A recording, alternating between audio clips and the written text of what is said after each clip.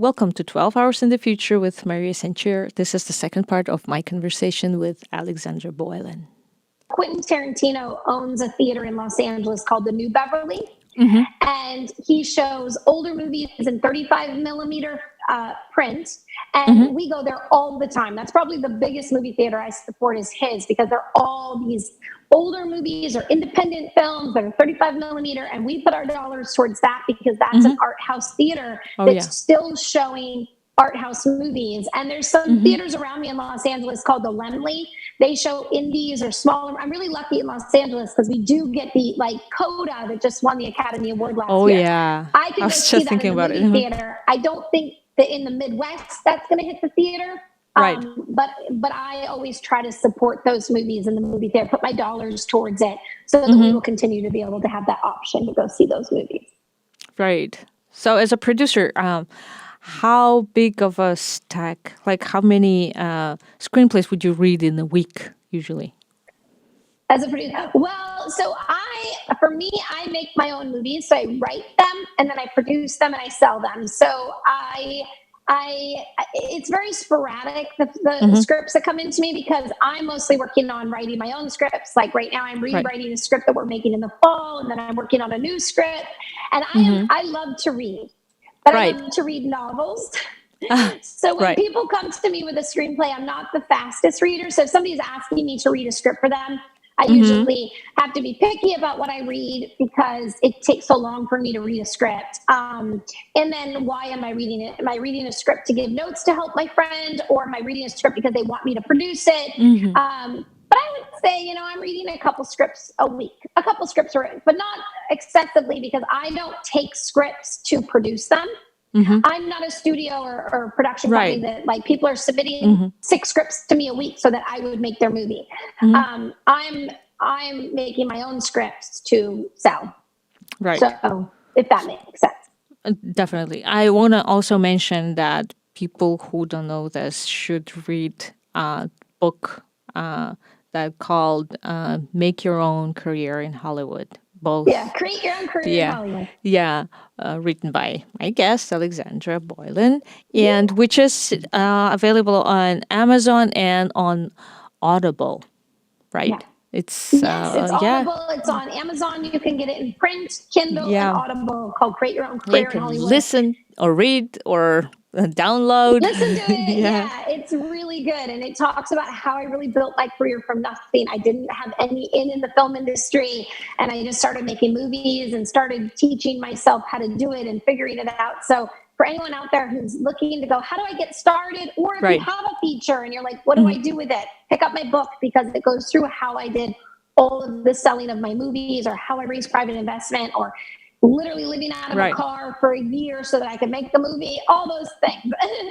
It's a good book. So you concentrate on, I know that you concentrate a lot on stories that are around or goes towards teenage girls and faith-based films. Yeah. If there's some very interesting story that you want to tell, but it's not faith-based, will it be a deal breaker for you to make? No. I actually, my new teen girl movie isn't faith-based. There's actually no faith in it. It's clean. I think one of my biggest, I've stayed in the faith-based space because they have allowed me to keep clean. I got offered actually a lot of money for Switch from a studio when it was in script form. If I would make it raunchy and have the girls do inappropriate things. Right. So for me, staying in faith-based has actually been able to keep my integrity of telling a girl story where I want it to empower girls. I don't want girls to take their clothes off. I don't want them to go into parties and doing inappropriate things.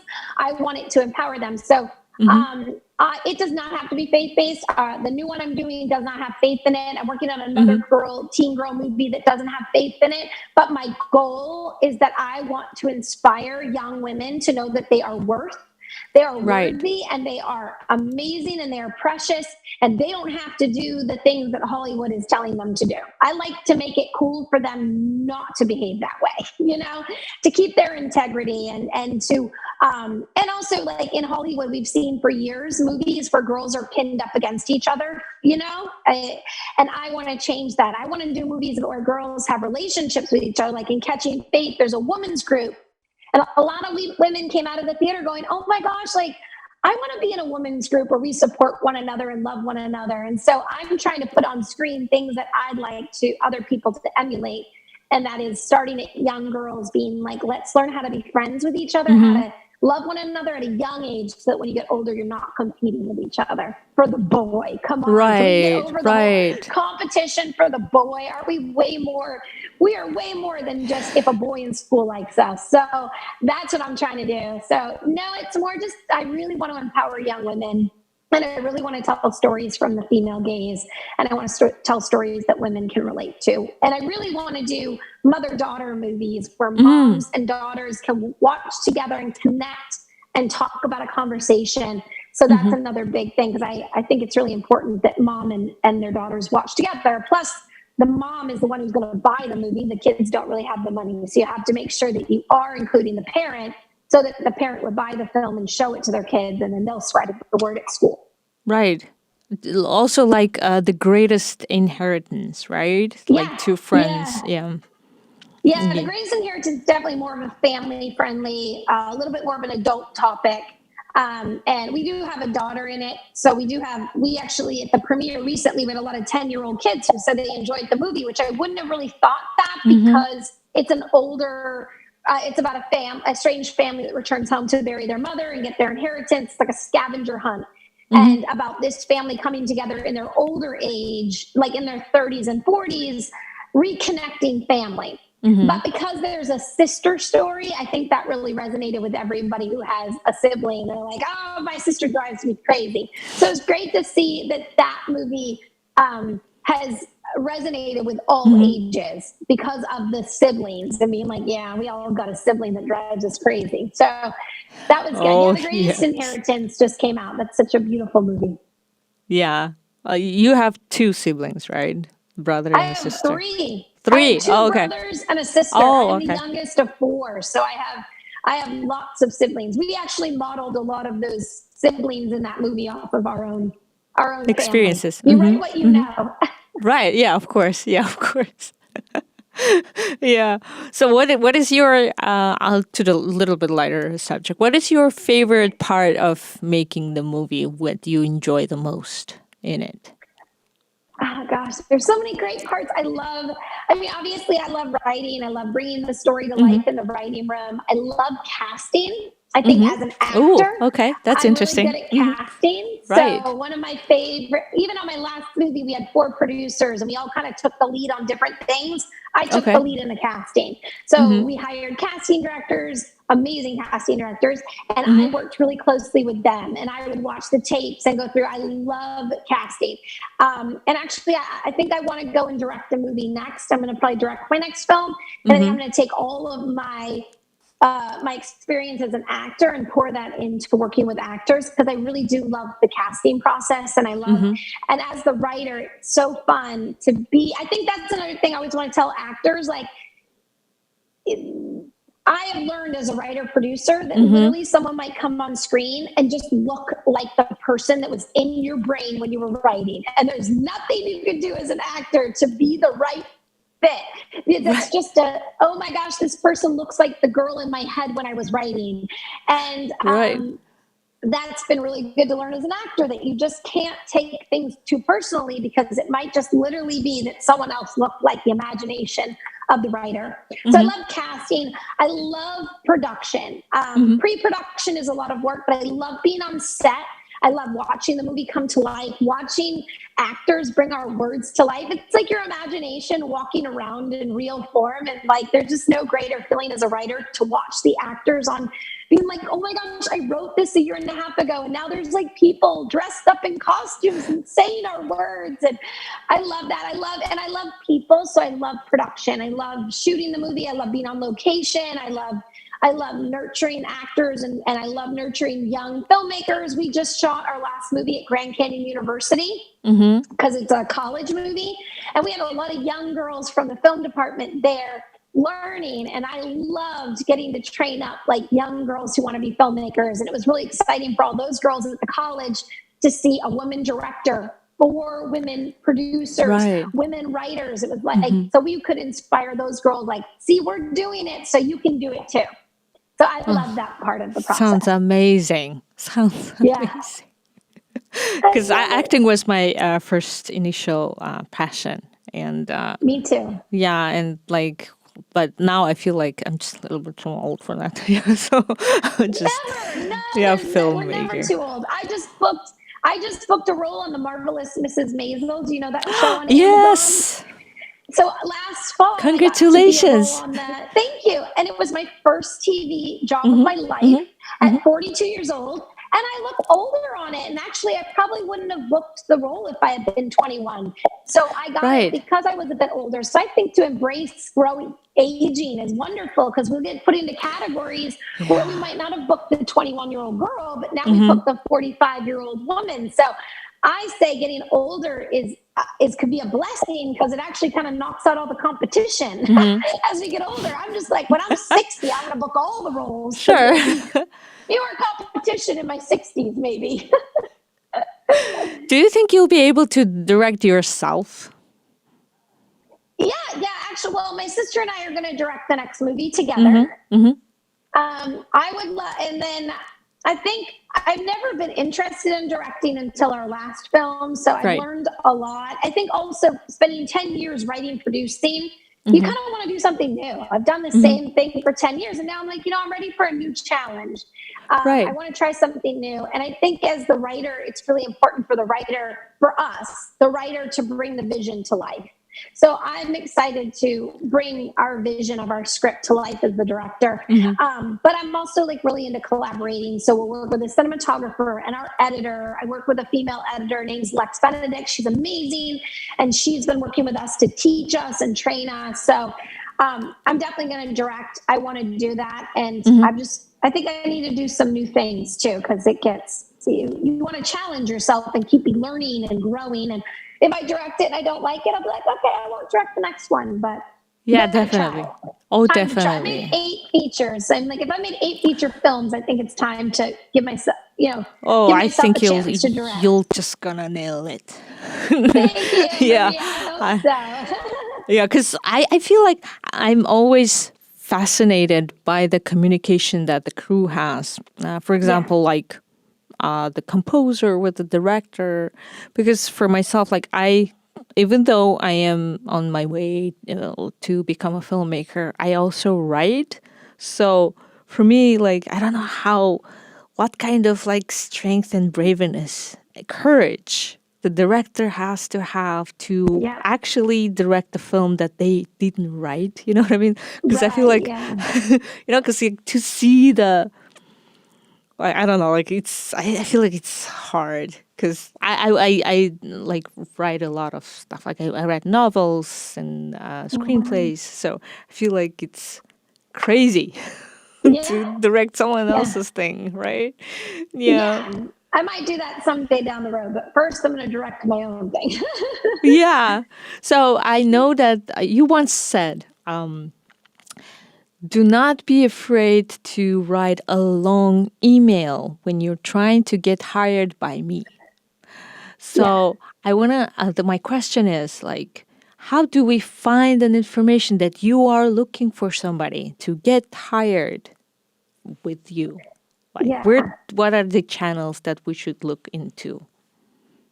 Oh, for getting hired on one of my shows? Yeah. Well, people can email me. My email is pretty readily available. It's out there. But I said that. And I think that when you're producing a movie, you have so many emails coming in and so many people wanting to work with you. And one of the reasons I said that was because following up it's not that I might not want to hire you. I might have gotten busy. My email got over cluttered and I didn't get to it. So that's why I say follow up, because I had one woman on one of my first movies write me a beautiful email and why she wanted to work on my set.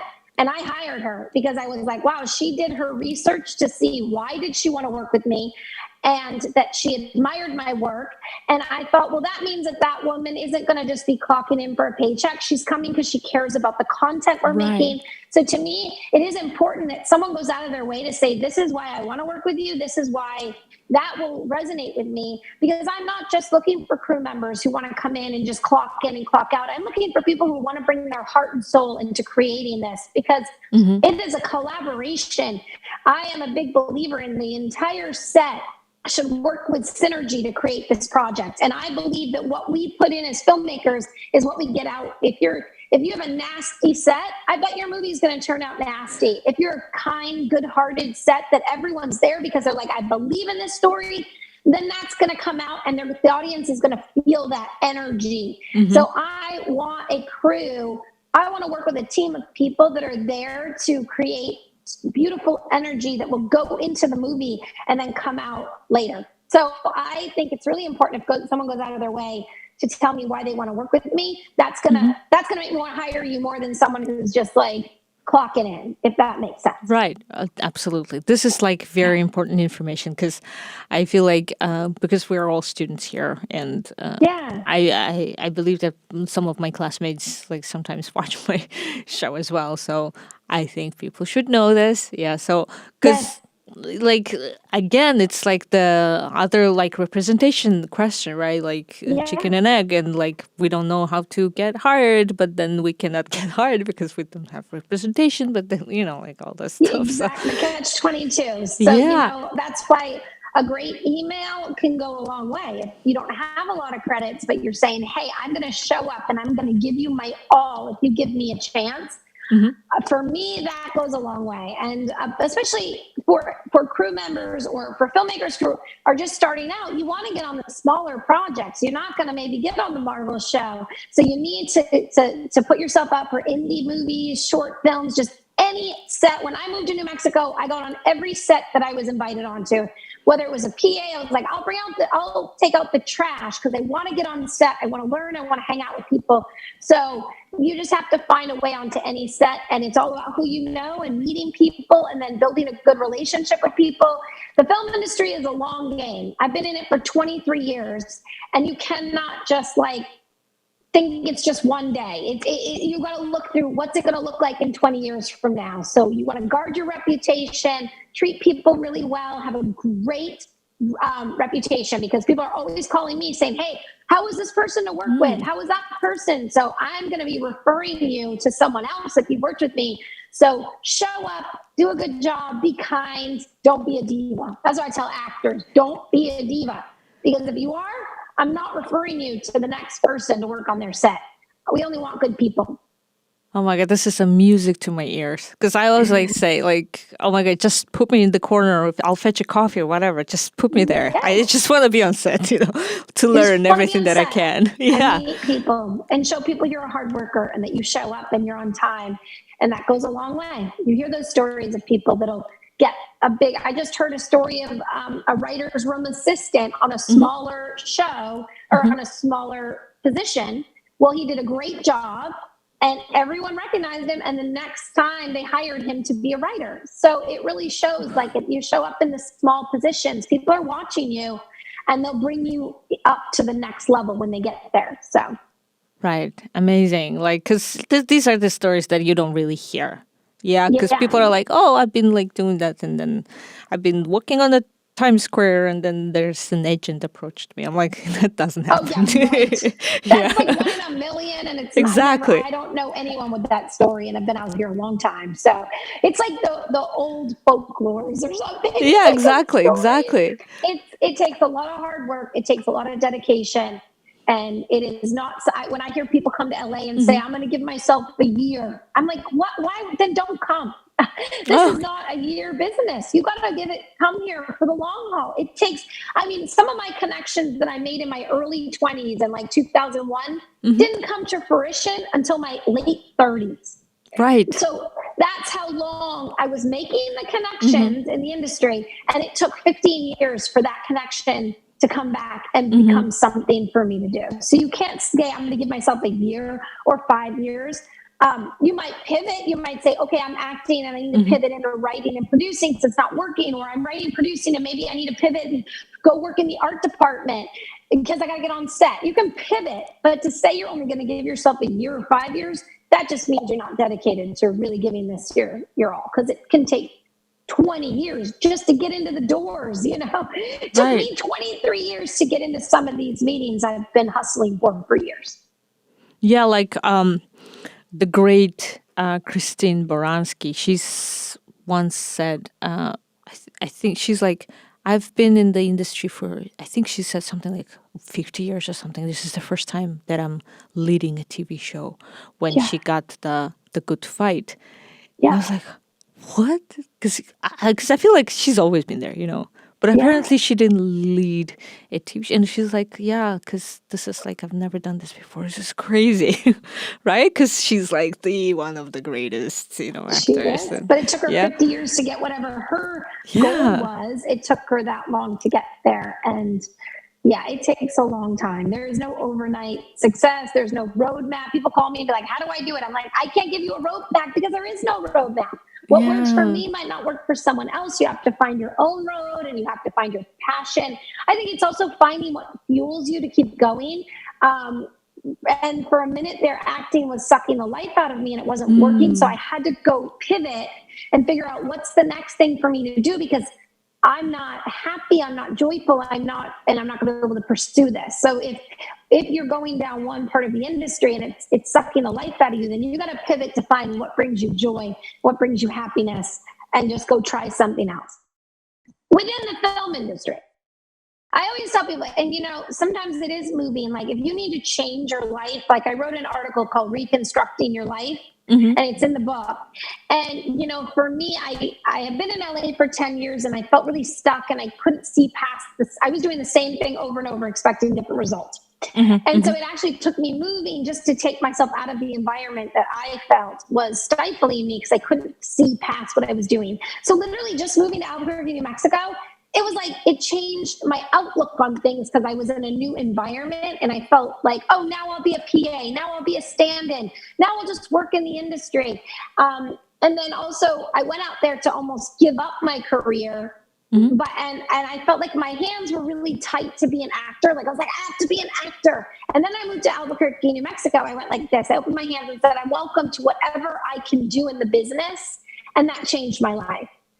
And once you give it all up, sometimes you get it back tenfold. It just looked different. It looked different than what I thought it was going to be. You almost manifested it. Manifesting something new and being open to trying anything, and also taking our ego off. I think as actors, we can be really egotistical. If I'm not an actor and I'm not an acting, you know, as an actor in a movie, well, what about going to be a PA just so you can get on set and meet people so that they could see that maybe you could be an actor, you know? For sure. For sure. Yeah. But actors can be really, really egotistical. I know, I was an actor. But it took like kicking my ego to the curb and saying, I'll go take out the trash on your set if that means that I can meet you and learn from you. And I started just finding any way. And I was literally taking out trash on film sets, and that was okay with me because I wanted to work in the business and I wanted to learn. Exactly. And being willing to learn is so important. A lot of people want to know everything. I don't know anything. I still don't know anything. I'm always like, teach me, Obi-Wan Kenobi. I'm always looking for mentors who can raise me up and teach me. So I think always seeking out learning is so important. Yeah, and I feel like every film you probably like learn something from the people you collaborate with. Every single time. And I'm trying to learn, you know, I'm not going on going, I know everything. I'm going on going, look, we partner with some producing partners for our last movie that are way more successful than me. And it was great to watch how they did things, because I'm learning from them, because I want to go up to the next level. And I was working with a cinematographer who was way bigger movies than ours. So I'm watching what he's doing and being like, oh my gosh, you're amazing. How can I glean knowledge from you? So I think you know, for me, I think one of the keys to success is having a heart that is constantly learning from other people. Not how can I just tell everybody that I'm the best and I know what I'm doing. Yeah, but I would say, like, to be fair, vice versa. When you did the film in Atlanta, right? Like during the COVID, like studios were like, how are you doing this? right? Yes. How are you doing? How are you shooting films with such a small crew? So they wanted to learn Yes. from you, right? Yes, absolutely. Oh, yeah, yeah. And then when I do learn something, I try to give that knowledge back to other people all the time. And yes, I mean, for one of the reasons we could make the greatest inheritance during COVID was because we are all scrappy independent filmmakers and we know how to do Exactly. everything. Like I stepped up and was script supervisor, and we all just took on a lot of roles because as independent filmmakers, half the time you are doing everything on a film set. So we were able to make a movie with a small team because all of us kind of knew how to do everything because we've been there. And that's what you learn as a PA. As a PA, you learn all the departments. That's what I think is so great as being a production assistant is you get to learn what all the departments do because you're helping in every department, which is also a great way to find out people who haven't worked on a film set before. Be a PA because you can learn which department do I want to work in. Do I like the camera department? Do I like wardrobe? Do I like the art department? Do I like what the line producer's doing? It's a great way to kind of get a feeler of everything. And that's as a stand-in, same thing. I'm kind of in the middle of everything as the actor, so I get to watch what everybody does and learn. So it's good to get in there and just practice in any way you can. Yeah. Amazing. Thank you. Oh my God. You're so the information that you're giving me is so amazing. I want to ask. I usually ask this on every guest that comes on podcast because I feel like it's very important.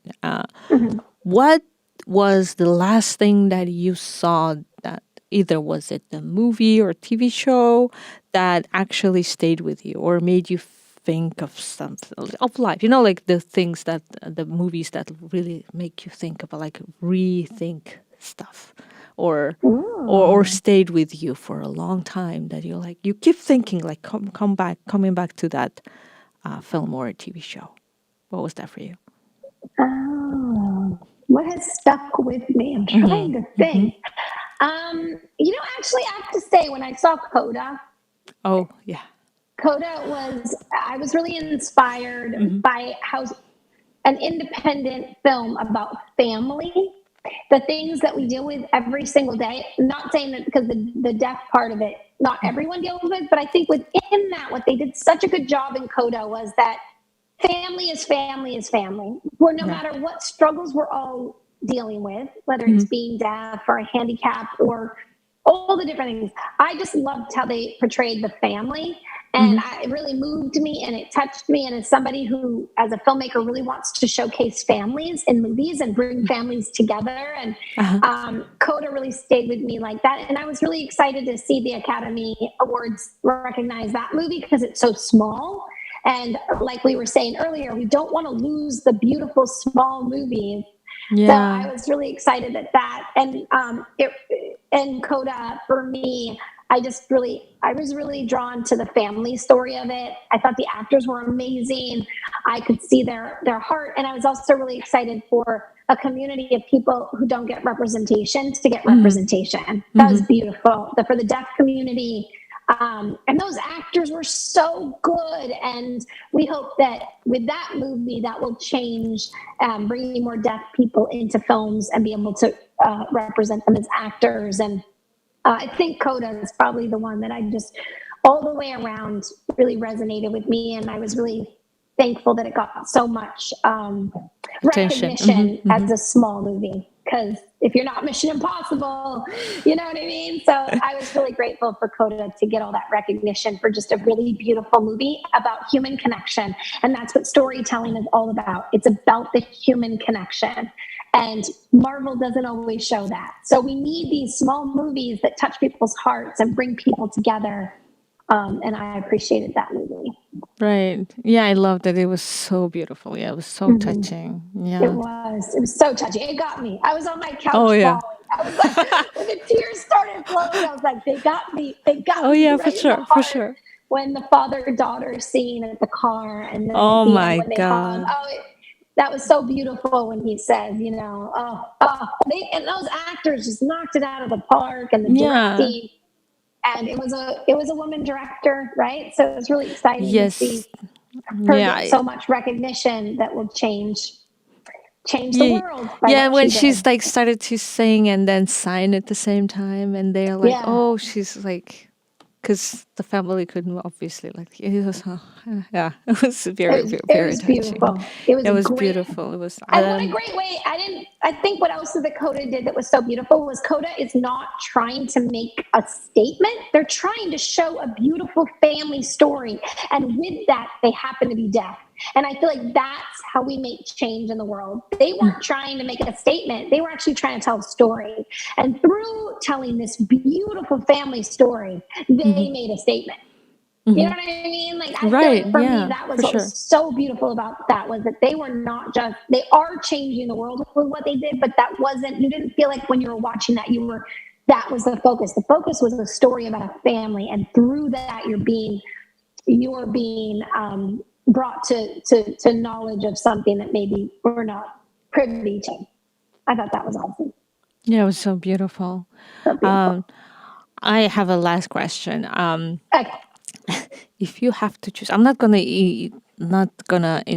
include directing because you haven't done it yet. But if you have to choose to do one thing for the rest of your life, I always ask this question last for every guest, and it's always a little bit of varies depending on what they do. So, for you, if you have to choose to do one thing for the rest of your life, producing or acting, and why? Which one would you choose? I think I would choose, believe it or not, I would choose writing Oh, because yeah, as the sorry. Yeah, of writer, course. no, that's okay. That's okay. Yeah. I think I would choose writing because as the writer, you're creating the story. So to me, I am very passionate about telling stories from a female perspective. I am really passionate about telling stories about real women who are not just the girlfriend, who are not just the side character. I want to see that woman in front and center and her struggle as a woman that other women can identify with. I want to tell stories about empowering young women. And so I feel like as a writer, if I could only do one thing, it would be writing because everything starts with the story. You can't, you cannot produce a movie if there's no script. Right. So I would choose to write so that I could control the content that is being put out into the world as the writer, and that I would make sure that there were more women speaking roles than men, and I would make sure that the woman was being represented in a way that identifies to women because I am a woman. So, and like for instance, we were invited to Cuba on a movie tour for Catching Faith. And we met all these women in Cuba who had been affected by this movie and how it touched their heart. And to me, that's to go to another country and have women say that what I did changed their life. That all started with the story that I was able to write Catching Faith. Even though I produced it, I wrote it. So that went out and touched women's lives. So I would pick writing so that I could continue to control and contribute the narrative to society that I want to see go out there. Yeah, it must have been like amazing, right, to hear from people from out. I think you've heard from somebody from Africa as well, right? South Africa. When Catching Faith showed on TV in South Africa, a woman, wow, you did your research, Maria. I am so impressed with how much you have looked into my career. Well, thank you.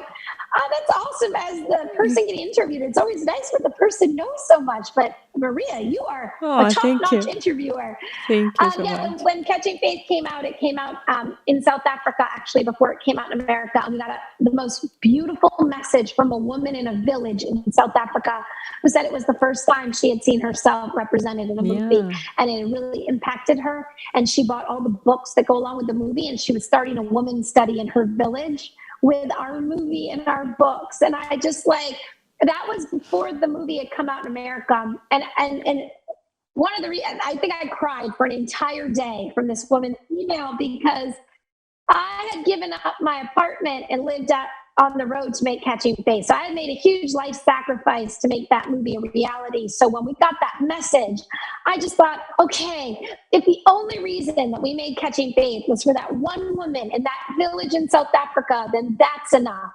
And so it's just to see that movie continue to go all over the world and have people come back and say how much they've been affected by it, by being like, I feel seen, I feel heard, I feel like I'm not the only one going through these things.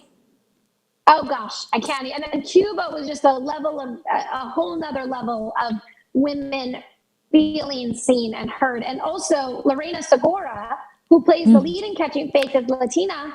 Right. She's from Puerto Rico. Her first language is Spanish. So again, when we were in Cuba, the women were like, oh my gosh, the reina represents us. So that was so special to be in Cuba and have women not only identify with the film, but also see themselves represented through the woman who plays the lead.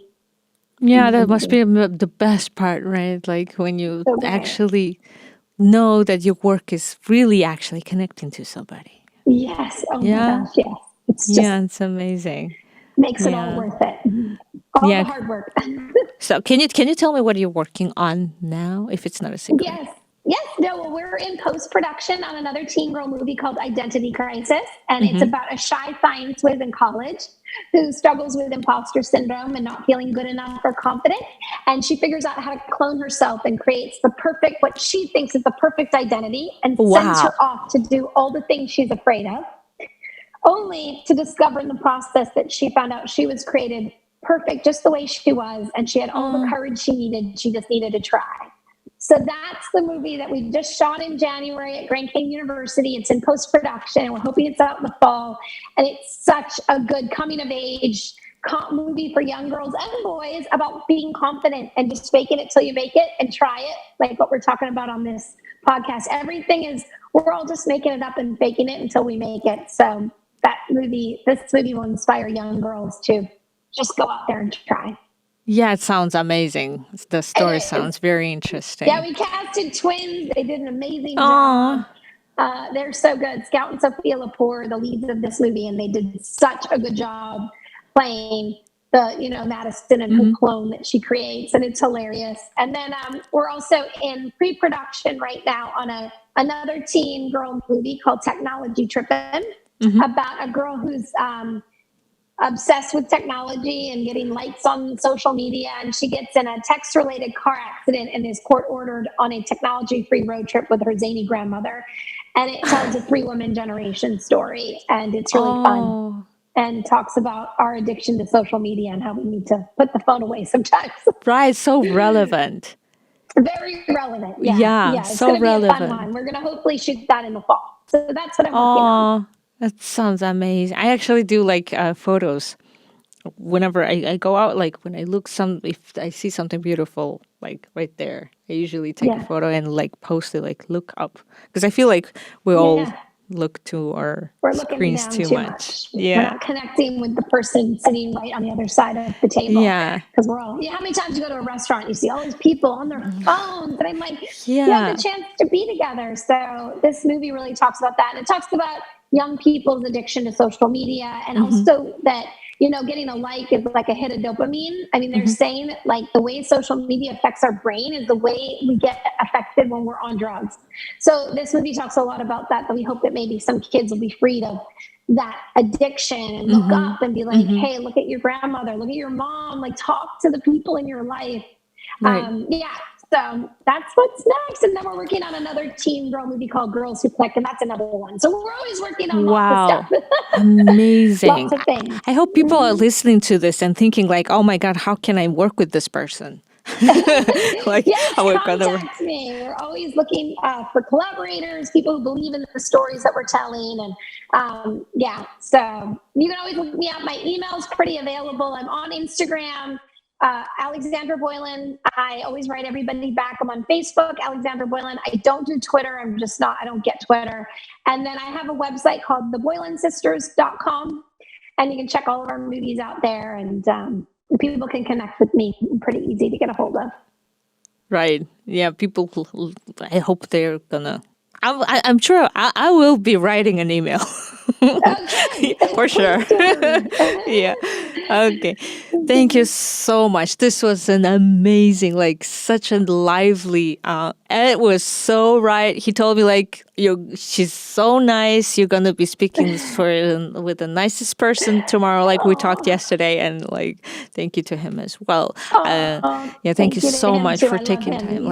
He's so joyful. Oh my God. He's amazing. I like always want to hang out with him because he right? Yeah, I feel the same. Like, I was like, we were like on the phone yesterday. Like, I don't know, like we talked like 20 minutes or so. And I was like, I wanted to keep talking and talking. And I really Yeah, enjoy he's so talking to great. him. He's so Yeah. And enjoyable. I he's, will thank yeah. him after this to tell him thank you for introducing us, and we're going to be in touch with each other for sure. So. Oh, for sure. Thank you so much for doing this. This is like such an honor, and I hope like people are gonna get a lot of information out of this. I hope like I asked questions that really gonna You were help great. I people. loved your questions. You had Oh, some of the thank you best so questions, much. and I do this a lot. So you have some great questions, Maria. Thank Yeah, you. thank you so much. Thank you. Thank Thank you so you. much. This was amazing. Really, it's such a pleasure to talk to you. It was amazing. Oh, same Thank here. you. Thank you. Okay. All right. 12 Hours in the Future is produced by Jim Carney and Maria Sanchir, with technical help from Daryl Mandiola. Special thanks to Professor Tom O'Hanlon, Dean James Mann, Professor Stephanie Stowe, Ed Stone, and Magda Soto. The executive producer and host of 12 Hours in the Future is Maria Sanchir. 12 Hours in the Future with Maria Sanchir is a series of conversations recorded with the resources of Lehman College, City University of New York. You can find us everywhere podcasts are available and on YouTube. This show is protected under international copyright and may not be recorded or retransmitted without written consent.